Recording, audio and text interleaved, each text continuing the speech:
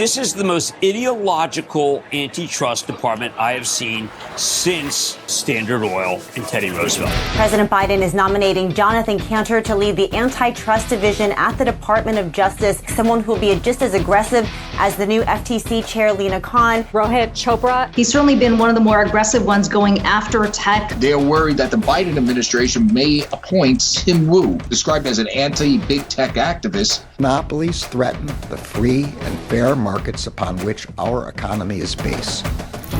From 1975 until the early 1980s, politics restructured around the view that monopoly power was mostly inevitable. The changes made starting in the early 70s have failed miserably to stop modern-day robber barons. Rising consumer prices can't all be blamed on inflation. Some are the result of good old-fashioned corporate greed. An inflationary environment can give cover to companies with market power or monopoly power to exploit that power. Locally owned businesses, meanwhile, mom and pop stores on Main Street, face an economic crisis unlike any in recent history. The U.S. economy is more centralized, more monopolized than it used to be.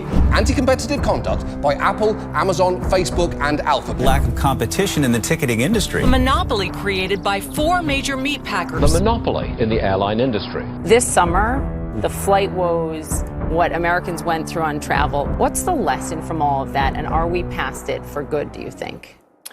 I'm not sure there's a real lesson. Capitalism without competition is not capitalism. It's extortion. The president's using terminology that everybody understands, right? You know, Ticketmaster sucks. The antitrust division is fighting back. President Biden launching an assault on monopolies. He signed a massive executive order today. The FTC is proposing a rule to ban junk fees. Customers will see hundreds of millions of dollars in refunds. We have filed lawsuits blocking mergers across sectors. We've enjoyed significant success.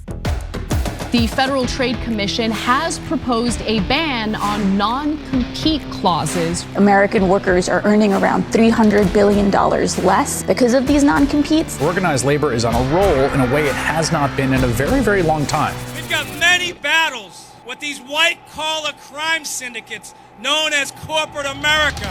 I think it's kind of a longer trend where there's going to be a lot more suspicion of sort of corporate power in Washington. What we saw for the first time was Congress standing up to some of the most powerful corporations. There is a bipartisan investigation into the power and dominance of big tech. Texas Attorney General Ken Paxton is suing Google. Amazon directly asked its third-party sellers to oppose these bills. One of them wrote back, any informed seller is going to support massive action taken against Amazon in the antitrust arena. Today, the Department of Justice filed a civil antitrust lawsuit to stop the merger of JetBlue and Spirit Airlines. This is a time to make sure there is more competition. You're moving your department to do something that you really have not done before. They're going after banks, they're going after the tech firms, and of course the social media companies. It's clearly happening. This is a level of intensity that we've never seen. We've talked about antitrust for the last decade, and I think we've had more activity in the last 6 months than we did in that decade.